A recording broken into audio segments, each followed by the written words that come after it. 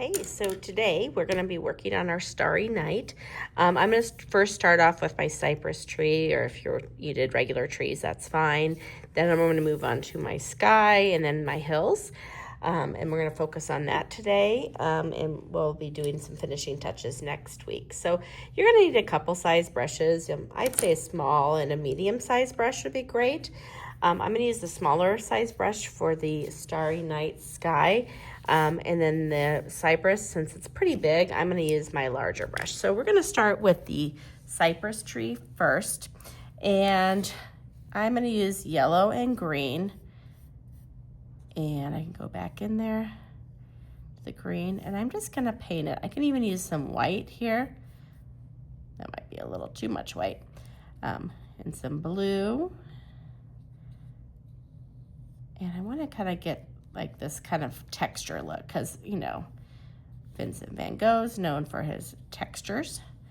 So I'm just going to kind of do double loading, which means they're going to add more than one color.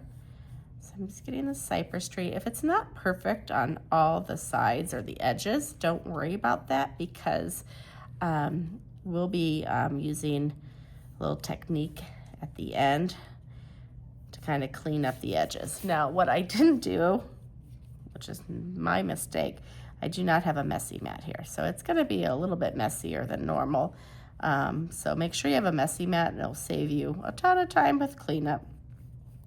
But I used green, blue, white, yellow.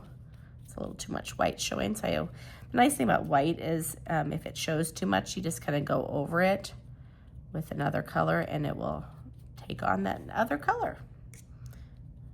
And I like that texture right here on the side. So I'm good with this one. I'm going to put this brush into my water, and then now I'm going to work on my sky. So I'm going to start off with yellow and the white first, and I'm going to choose a smaller brush. And I'm going to go yellow, white. I'm going to go around where my moon was here that I added. And the reason why I want white is because it's going to make everything stand out. Then I can take this, and maybe there's a little star here. Then I can take yellow and white and kind of do little dashes. So Van Gogh is known for these dashes around his artwork that create like that really cool texture. And it's also going to create some movement. So we've got my moon right here. I could have chosen even a smaller brush than what I chose, but this will work. So I'm just going yellow, white, and I'm just letting the colors mix here. So you can see where I just, I had used a little bit of oil pastel to kind of show some movement on here. And then I can kind of grab that. So I can start with my movement, just little dashes. So did a little star right there. Then I can kind of go around. And then they just kind of grab and move around, okay? So I'm just using these two colors initially to start. Then I can be like, okay, maybe I'm gonna use a little bit of white with blue. And I kind of like to use the white because the white gives it a lighter look.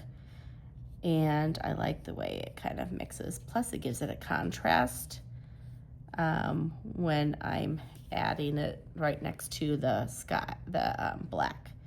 So going to the white, and if I go a little bit over my tree here, that's okay. Maybe I'm gonna use violet. No, let's see, a little more white. There we go. So I can add that to it. And I notice I didn't even clean out my brush. I am just using that same brush and I'm just mixing my colors like literally right onto my paper. So little dabs and take your time. I may be going a little faster than you want to go, and that's fine. I feel pretty comfortable where I'm moving, but if you want to go nice and slow, you can totally do that. So I'm going to eventually get this whole sky filled in with my colors. And let's see, I'm going to go violet and white. And notice I'm dipping it into the white. I'm trying not to mix it.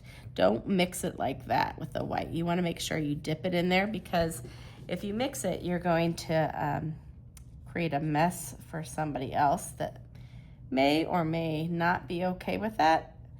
And we want to make sure we leave it as nice as we can. So you can kind of see how I'm just starting. There's no wrong way. I'm just trying to create movement like Van Gogh did, okay? Then let's pretend that I'm finished with my sky. I'm gonna move on to this like hill area. So maybe on that, I'm going to use maybe blues, greens, yellows, and whites with that one too. So let's mix double O that, maybe a little bit of green. So this time, I'm gonna paint it, okay? But I still wanna see that texture to my work, so it looks like the Van Gogh. So it's okay to dip your brush into another color. Maybe I want it to be more at this angled line like this. How about that?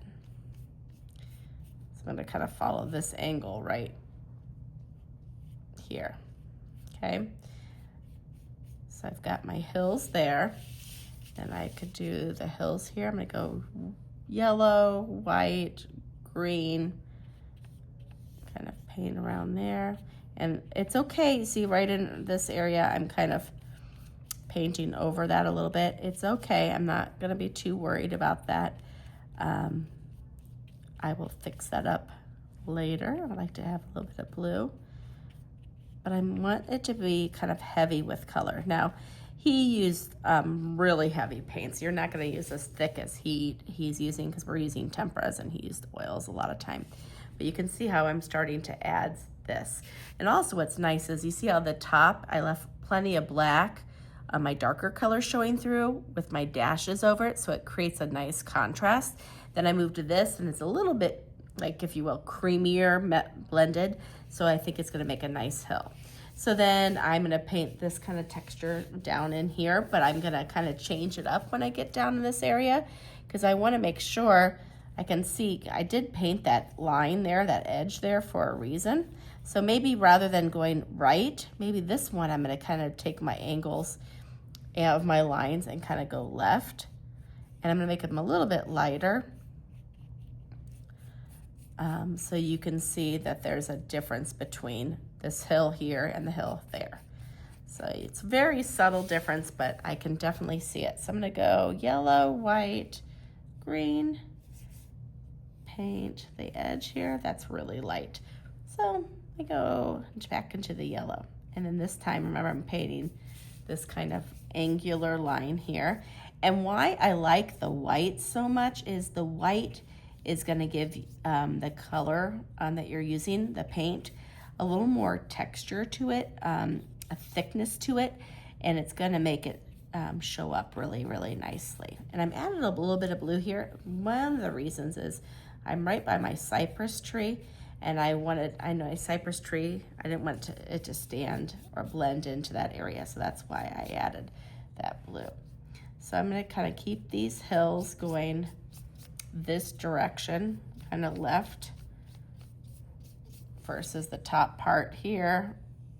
I can kind of clean up my lines, but then take it going this direction, so it looks interesting, okay? Now, I do not expect for you to finish this today. We're just getting the sky, maybe a couple hills, your cypress tree or your trees.